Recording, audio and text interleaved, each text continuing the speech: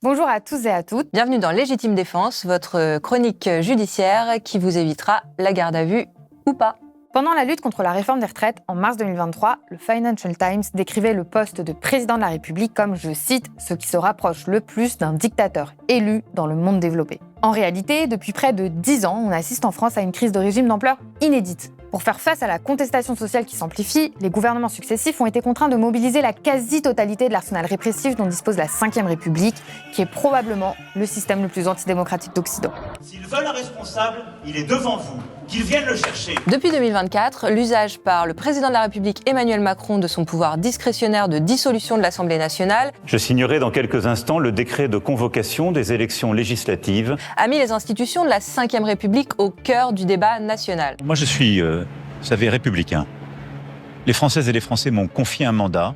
Je l'ai sollicité pour la deuxième fois. Je l'assumerai dans sa plénitude. L'ingouvernabilité de la 6e puissance mondiale est même devenue une source d'inquiétude pour les classes dominantes à l'échelle nationale et même internationale. France is in the midst of a prolonged political crisis. Emmanuel Macron losing his third prime minister in the 16 months since he dissolved parliament. Alors, dans ce nouvel épisode de Légitime Défense, déconstruisons ensemble le récit dominant sur la Ve République, soi-disant démocratique et sociale, c'est l'article 1er de notre Constitution, et nous allons penser ensemble des alternatives véritablement démocratiques et sociales. Et ça passe par la sortie de la 5e, voire de la démocratie représentative, c'est-à-dire bourgeoise, dans laquelle nous vivons. Est-ce que j'ai jamais attenté aux libertés publiques fondamentales? Pourquoi voulez-vous qu'à 67 ans, je commence une carrière de dictateur? Ne parlez pas de répression, de violence policière, ces mots sont inacceptables dans un état de droit. Les idées dominantes sont celles de la classe dominante. La justice, elle n'est pas faite pour autre chose que d'enregistrer des contrôles de normalisation qui sont assurés par la police. Pour commencer, nous allons rappeler les faits. Les quinquennats Macron sont un véritable cas d'école de l'usage autoritaire de la 5e et même davantage de sa violation. En moins de 10 ans, on aura connu les 49.3 à répétition, la dissolution inconstitutionnelle de l'Assemblée nationale, l'intervention régulière du Conseil constitutionnel pour courir au secours de l'exécutif, les détournements de procédures législatives et tous les caprices d'un président tout-puissant. Et je ne céderai rien, ni aux fainéants, ni aux cyniques, ni aux extrêmes. Et je vous demande d'avoir chaque jour la même détermination.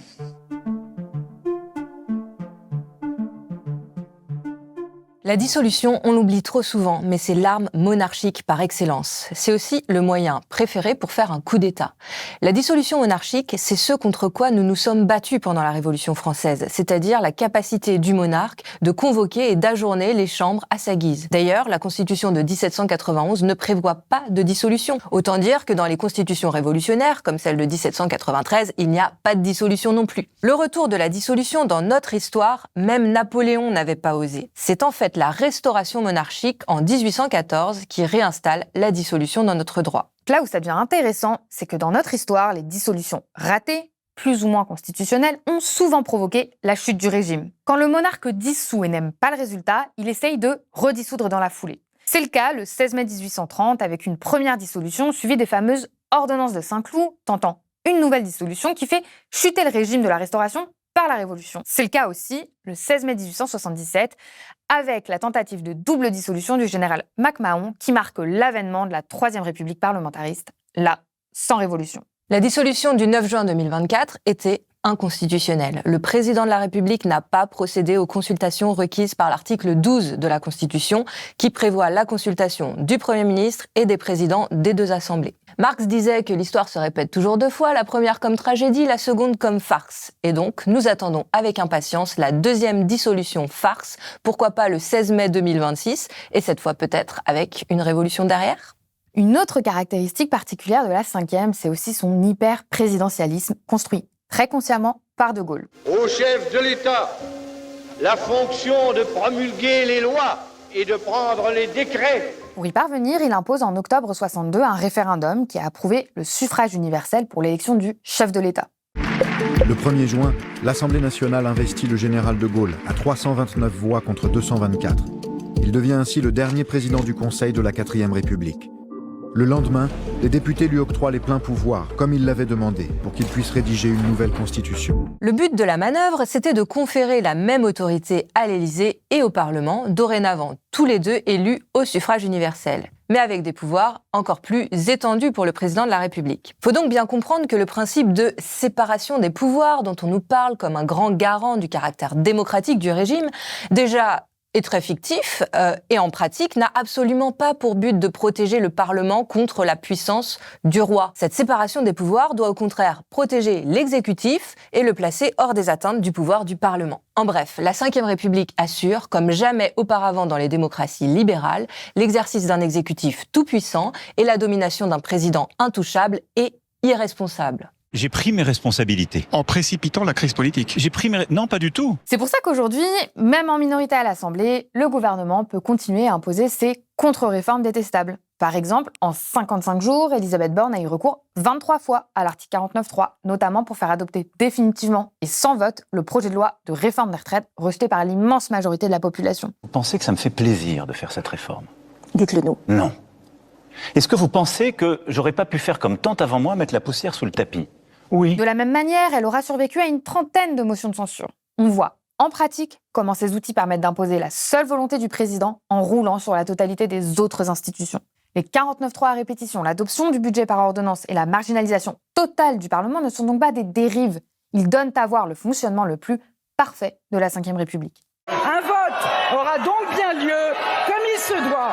Et c'est donc la démocratie parlementaire qui aura le dernier mot. Et ça se voit aussi dans le fonctionnement du Conseil constitutionnel. À force de répéter qu'il est composé de sages, certains y croient. À force de répéter qu'il est le garant de la démocratie, certains y croient. En fait, le Conseil constitutionnel n'est le garant que de la Constitution, pas de la démocratie, et encore moins de la démocratie sociale. Le Conseil a été pensé comme un chien de garde de l'exécutif par Michel Debré, un canon braqué sur le Parlement. L'objectif, dès le départ, était d'empêcher le Parlement de légiférer ou encore l'empêcher de trop contrôler l'exécutif. Le rôle du président de la République est de régler les conflits entre le gouvernement et le Parlement. Et il les règle, non pas tant par ses pouvoirs propres de décision, mais par le fait qu'il sollicite la décision du Conseil constitutionnel ou qu'il sollicite la décision par référendum ou par dissolution. Et il remplit très bien son rôle. En 1961, lorsque De Gaulle prend les pleins pouvoirs grâce à l'article 16 pour pouvoir déroger à la Constitution, non seulement le Conseil ne dit rien, mais il est d'accord. Quand De Gaulle utilise ce même article 16 pour prolonger l'état d'urgence de manière indéfinie, le Conseil, là encore, est d'accord. D'ailleurs, la généralisation de l'état d'urgence dans notre droit doit beaucoup au Conseil constitutionnel. Aujourd'hui, est-ce qu'il n'y avait pas des recours pour inconstitutionnalité de la loi actuelle de l'état d'urgence? Oui, il y en a eu. Et nous sommes prononcés, nous regardons l'article de la loi qui est contesté et nous disons oui ou non elle est constitutionnelle. Et nous avons eu plusieurs recours. Donc il y a un contrôle du Conseil constitutionnel. On peut dire qu'il est la caution, voire l'alibi de l'état d'urgence. C'est par sa décision Nouvelle-Calédonie de 1985 qu'il a donné carte blanche au gouvernement. Je cite, « Rien ne s'oppose dans la Constitution à ce que le législateur crée de nouveaux états d'urgence. » Ah oui, alors on dit dans les cours de droit que la mission du Conseil, c'est de garantir les droits et libertés. Alors oui, mais pas n'importe lesquels. Son droit préféré, c'est le droit de propriété. En vertu des articles 2 et 17 de la DDHC, la Déclaration des droits de l'homme et du citoyen de 1789, c'est un droit naturel, imprescriptible, inviolable et sacré. Rien que ça. Et donc depuis les années 1970, on a vu le Conseil empêcher les nationalisations, consacrer la liberté d'entreprendre, toujours plus contre les droits sociaux. C'est la garantie des droits de l'homme, mais pour les entreprises. Pas étonnant quand on voit que jusqu'à récemment, il y avait parmi ses membres un ancien PDG d'AXA, par exemple. Comme juriste et avocat, déconstruire ce que Laureline Fontaine appelle le catéchisme du Conseil constitutionnel, ça n'est pas qu'un débat d'idées. Ça relève de notre responsabilité, car cette illusion, elle a des conséquences politiques concrètes du point de vue de la défense des intérêts des classes populaires. Par exemple, pendant la lutte contre la réforme des retraites, des centaines de milliers de personnes ont cru que le Conseil constitutionnel pouvait censurer la réforme. Effectivement, on peut dire qu'elle a été rendue contrairement aux apparences nécessaires de l'impartialité, qui est normalement un principe qui doit guider la justice. Dans cette décision, nous avions 2 personnes qui pouvaient être dites avoir un conflit objectif avec la loi qu'ils jugeaient, puisque l'une avait déjà défendu en tout cas, le premier projet de réforme des retraites sous la présidence d'Emmanuel Macron, Jacqueline Gourault, et Alain Juppé, de son côté, avait lui porté et fait adopter une réforme des retraites qui avait aussi entraîné un conflit populaire très fort. Or, mettre notre destin entre les mains de cette institution, c'est le meilleur moyen de liquider tout le rapport de force d'une grève nationale.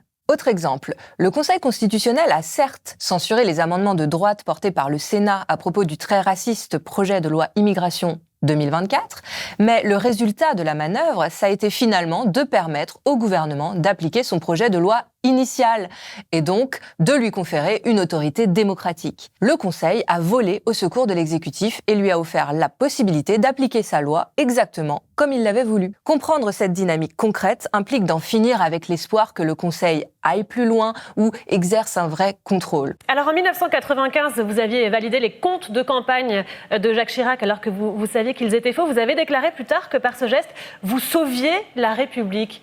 Vous le pensez toujours ? Oui, en effet. Et pour quelle raison ? J'ai voulu à ce moment-là, moi, à mon niveau, faire un petit coup d'état personnel. Ou encore la proposition la plus à côté de la plaque, assez naïve, que les membres soient finalement de vrais juristes avec des qualifications de juristes. Parce que quelle que soit leur qualification, ça ne changera pas l'ADN du Conseil qui est fondamentalement antisocial. De façon générale, la pratique autoritaire du pouvoir à laquelle on assiste depuis 10 ans percute un récit bien ancré. Celui selon lequel la Ve République serait un grand régime démocratique et indépassable. Emmanuel Macron avait dit « Au fond, 1958 referme la quête du bon gouvernement. » C'est typique de la pensée d'État, du roman national, c'est ce qu'on enseigne à l'école, au lycée, à la fac. Alors, à la fac, pour que ça passe, il faut avoir recours au merveilleux argument suivant. La Ve, oui, ce n'est pas très démocratique, mais c'est le pire régime à l'exception de tous les autres. Et donc, on va enseigner comment l'Assemblée unique, par exemple, pendant la Révolution, c'est la dictature des têtes coupées sous le nom du régime d'Assemblée. On va enseigner que la Troisième et la Quatrième République étaient faibles, instables, et que finalement, le meilleur régime, c'était celui de Bonaparte. Tout ça pour en venir à la Ve. On peut pas faire mieux, vraiment. C'est le régime parfait. Enfin, sauf de temps en temps, quand le peuple perd la raison, type Révolution française. Cette constitution représente l'avènement d'un régime qui combine la liberté et l'autorité, l'ordre et le pluralisme, la démocratie et l'unité dans un mélange heureux, français, républicain. Alors pourquoi est-ce que la Ve République est défendue dans les médias, sur les plateaux télé ? Parce que les invités sont des constitutionnalistes, donc juristes, et légitimistes de la Ve. Parce que la quasi-totalité des partis sont obnubilés par l'élection présidentielle et qu'ils ne veulent en aucun cas, du moins avant la présidentielle, en changer. Tout ça, ça produit une mythologie qui masque les origines du régime et, pour reprendre les termes de l'historien Gray Anderson, produit une amnésie de la Genèse. Car la réalité, c'est que la Ve République s'est construite sur un coup d'État comme une réaction au déclin stratégique de l'impérialisme français et pour mater la contestation sociale dans l'Hexagone. La Ve République est née 2 fois dans 2 inconstitutionnalités, c'est-à-dire 2 viols de la Constitution, et toujours sous état d'urgence. En 1958, le retour au pouvoir de De Gaulle se fait dans des circonstances encore aujourd'hui très troubles. C'est par la démission du président du Conseil Pierre Pflimlin sous la menace d'un coup d'État militaire préparé depuis l'Algérie dans le cadre de l'opération Résurrection. Une fois arrivé au pouvoir, déclaration d'état d'urgence et révision inconstitutionnelle de la Constitution de la 4e. Et puis ensuite, l'adoption de la 5e est une sacrée manipulation. Il fait croire que le régime sera parlementaire avec un président soi-disant arbitre, surtout pas élu directement par le peuple. Et hop, 4 ans plus tard, nouvelle inconstitutionnalité, toujours sous état d'urgence, sous prétexte de tentative de coup d'État en Algérie, avec le référendum inconstitutionnel sur l'élection du président au suffrage universel. La guerre, c'est encore une autre zone de faillite pour notre Constitution. Pas plus qu'elle ne nous protège de la dictature ou qu'elle ne garantit nos droits, cette Constitution ne nous protège de la guerre. Au contraire, c'est la Constitution occidentale qui nous en protège le moins, encore moins que les États-Unis, c'est dire. C'est l'exécutif qui engage les forces armées, sans que le Parlement n'ait les moyens juridiques de s'y opposer. C'est seulement au bout de 4 mois que le Parlement peut organiser un vote. On comprend comment Emmanuel Macron a pu déclarer de manière la plus désinvolte « Je vais devoir envoyer des mecs à Odessa d'ici la fin de l'année ». Sous-entendu, nous engager, nous, dans une guerre, contre notre gré et contre celui de l'Assemblée. C'est la raison pour laquelle des secteurs très radicalisés et réactionnaires du régime comme l'armée sont tout à fait à l'aise à l'intérieur du système tel qu'il est. Par exemple, on se rappelle de la Tribune des généraux, publiée en avril 2021 par Valeurs Actuelles, qui appelle à combattre, je cite, le délitement de la patrie, produit par ce qu'ils appellent la progression de l'islamisme, et indique aux dirigeants que pour cela, il suffit d'appliquer sans faiblesse des lois qui existent déjà. De l'extrême droite ou des militants anti-islam et anti-immigration. Il y a ceux qui sont clairement politiques et politiques. La cinquième, il faut encore parler de son modèle. C'est un régime dit semi-présidentiel avec un parlementarisme rationalisé. Alors beaucoup de mots très compliqués. En fait, le modèle, c'est la République de Weimar de 1919. En Allemagne, dans les années 20 et 30, on assiste à une utilisation de plus en plus fréquente de l'article 48, une sorte d'ancêtre de l'article 49 alinéa 3, voire de l'article 16 de notre Constitution, et ce, pour faire passer des lois, des budgets, pour nommer des premiers ministres contre l'Assemblée, pour ne plus demander l'investiture à l'Assemblée quand on nomme des premiers ministres, etc.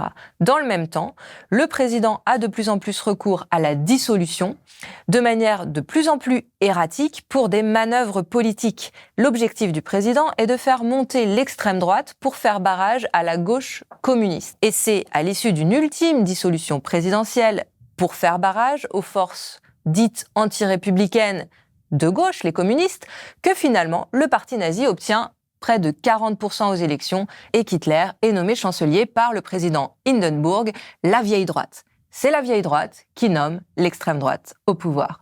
En voilà un beau barrage républicain. La cinquième, depuis, c'est le modèle adopté en Russie, dans les pays ex-soviétiques et dans les anciennes colonies françaises, souvent contre l'avis du peuple et du Parlement, justement parce que c'est un modèle démocratique si autoritaire. En Russie, Boris Eltsine, le premier président de la Russie après la dislocation de l'URSS, a même envoyé les chars sur le Parlement russe et suspendu le Conseil constitutionnel russe pour pouvoir imposer un calque de la Ve République au pays comme constitution. Donc on voit que s'affronter à ce régime, ce n'est pas un petit sujet. La Ve République, c'est une panoplie d'outils qui permettent aux classes dominantes de court-circuiter le Parlement et de diriger sans lui lorsque la contestation populaire s'accumule et le fragilise. Si on veut que la France existe, il faut qu'il y ait des institutions qui permettent à l'État de décider, d'ordonner, de commander. C'est pour ça, aujourd'hui, que ce gouvernement peut se maintenir, ne pas reculer sur la réforme des retraites, dissoudre l'Assemblée nationale et continuer à passer des offensives antisociales alors qu'il est à genoux. Personne n'a craqué! Personne n'a craqué! Et nous sommes là devant vous pour la réforme! Mais c'est précisément pour ça que défendre une alternative démocratique et radicale est indispensable pour faire face à la situation. Face au durcissement autoritaire et à la crise du régime, différentes options existent. De son côté, LFI défend l'idée d'une 6e République. Le problème, c'est déjà que le projet n'est pas assez ambitieux. Sur le fond, l'idée, c'est un régime parlementaire sur le modèle de la 3e ou de la 4e République comme alternative au régime présidentiel actuel. Alors certes, la 5e est très autoritaire. Mais on sait qu'un régime plus parlementaire, comme en Allemagne, en Espagne ou en Italie, est très loin de garantir une démocratie véritable. Ensuite, pour LFI, cette 6e République, elle doit être mise en place par la voie institutionnelle en respectant les règles de la 5e République elle-même. Cette stratégie conduit LFI à un paradoxe. Défendre le dépassement de la 5e République tout en fétichisant sa constitution et en modelant son projet de parti autour de l'enjeu de gagner cette sacro-sainte élection présidentielle.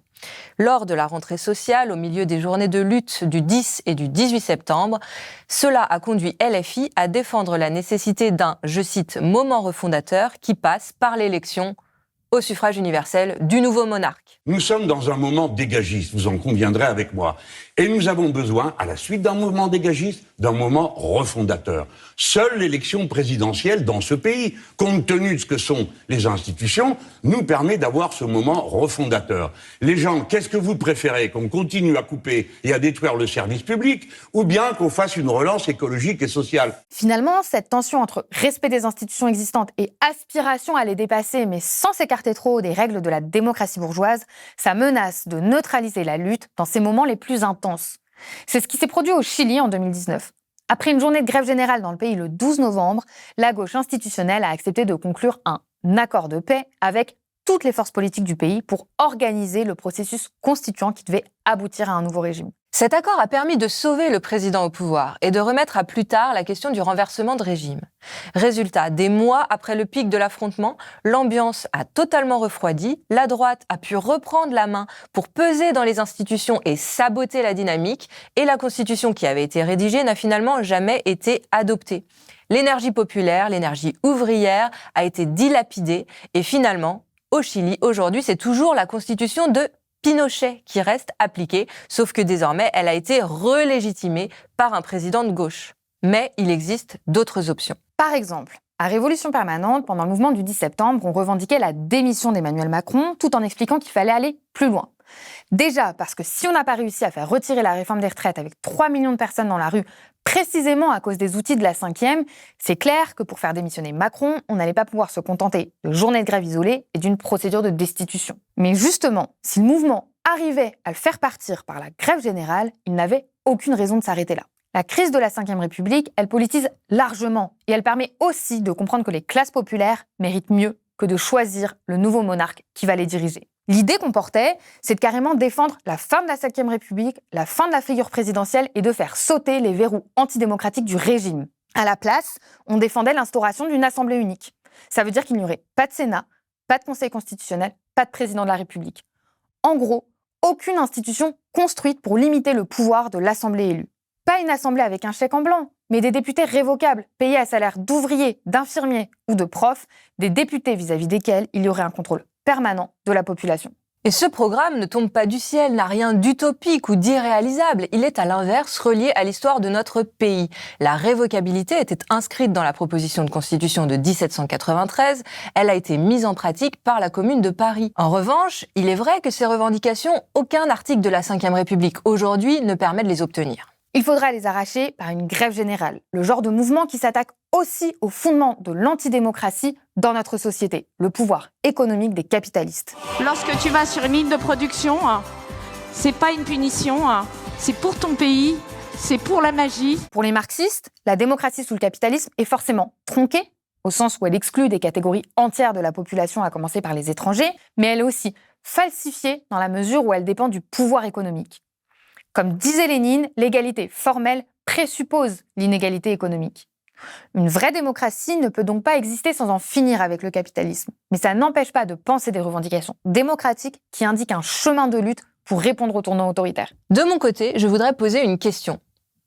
Faut-il une constitution ? La constitution telle qu'on la connaît, c'est un document rédigé par une poignée d'hommes du début du siècle précédent, voire de celui d'avant. Dois-je rappeler que le général de Gaulle est né au 19e siècle, en 1890. Cette constitution ne permet pas au peuple de la modifier.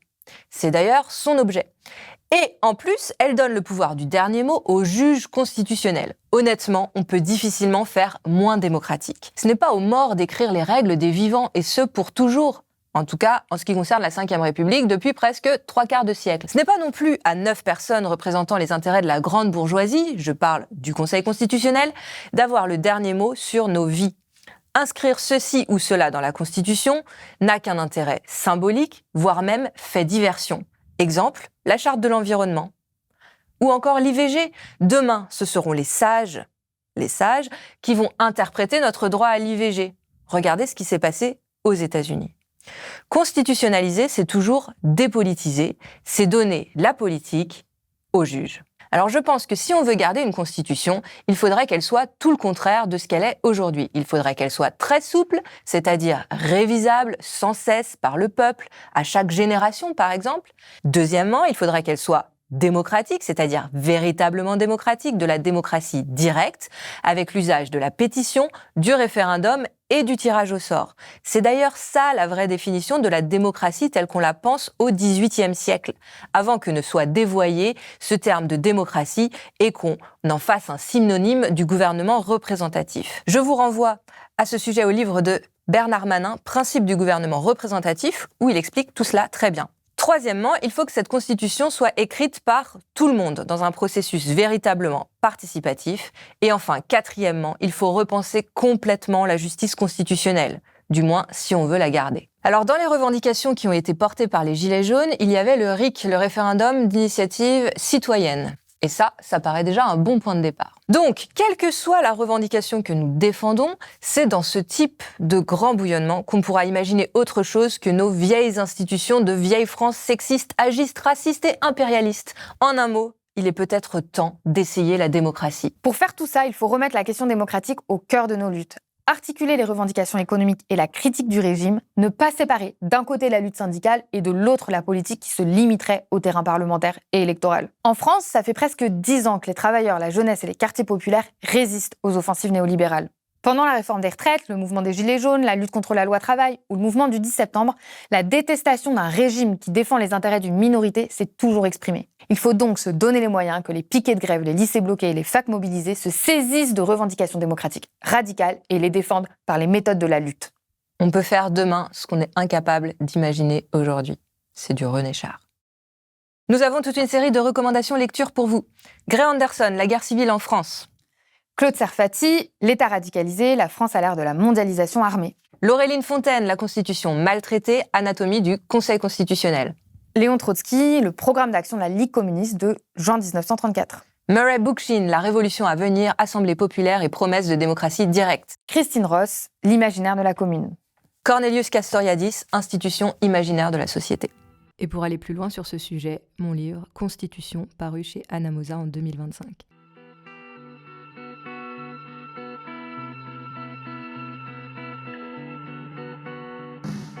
Être gouverné, c'est être gardé à vue, inspecté, espionné, dirigé, légiféré, réglementé, parqué, endoctriné, prêché, contrôlé, estimé, censuré, commandé, par des êtres qui n'ont ni titre, ni science, ni vertu.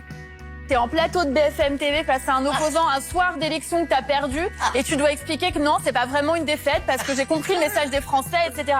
Donc je passe en mode langue de bois. Être gouverné, c'est être à chaque transaction, à chaque mouvement, noté, enregistré, recensé, tarifé, timbré, toisé, coté, cotisé, patenté, licencié, autorisé, admonesté, empêché, réformé, redressé, corrigé. Si le budget de la sécurité sociale n'est pas adopté, là, il n'y a aucune solution. Votre carte vitale ne marche plus, il n'y a plus de retraite. C'est sous prétexte d'utilité publique et au nom de l'intérêt général, être rançonné, exploité, monopolisé, concussionné, pressuré, mystifié, volé. Si aujourd'hui nous avons un niveau de dette élevé, c'est pourquoi ? C'est parce que j'ai sauvé l'économie française, Benjamin Duhamel. Vous pourriez mettre ça aussi à mon actif. Puis, à la moindre réclamation, au premier mot de plainte, c'est être réprimé, amendé, vilipendé, vexé, traqué, assommé, désarmé, emprisonné, fusillé, mitraillé, jugé, condamné, déporté, sacrifié, et pour comble, joué, berné, outragé, déshonoré. Voilà le gouvernement, voilà sa justice, voilà sa morale. La politique sociale, regardez, on met un pognon de dingue dans des minima sociaux, les gens ils sont quand même pauvres. Et dire qu'il y a parmi nous des démocrates qui prétendent que le gouvernement a du bon, qu'il y a des socialistes qui soutiennent, au nom de la liberté, de l'égalité et de la fraternité, cette ignominie, et même qu'il y a des prolétaires qui posent leur candidature à la présidence de la République.